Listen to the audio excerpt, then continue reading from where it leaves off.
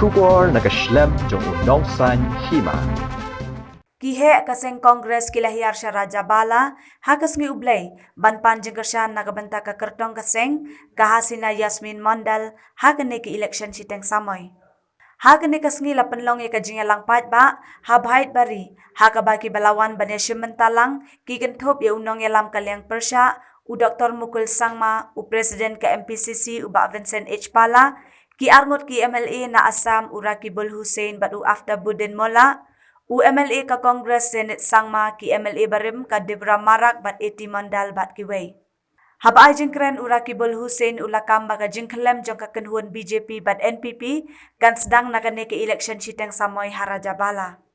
Kari India kadon hapeneng ka jengjenjar namar ka jengkiudor ki mar ki mata. Lakadai ka umpenyang bam, umpenyang kali ki khajna bahaban siu bat daitang ki baduk bat ki basyubiang kamay ki basyak takjur. Kakenhuan senrop jang ke NPP bat ka BJP ken sama de ka jengkelem bat kan sedang hadien bangi job na Raja Bala. Laong urakibul ubadai Menteri Sarkar barem ka Assam.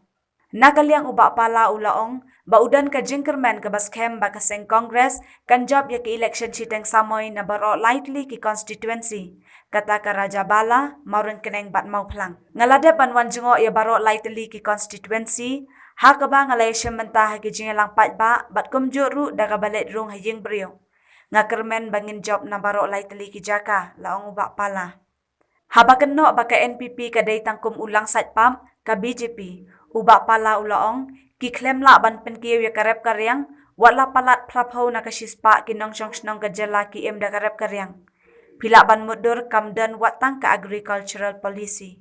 Haba ajeng kren u Dr. Mukul ulakan tui ki pat ba nong tep vote bakin yami renti hakalai pho tarik urisau. Pilawan ban ajeng kerku ya ka kertong ka Kongres bakan jam bat pila ap na do lai baje ban sngap yangi.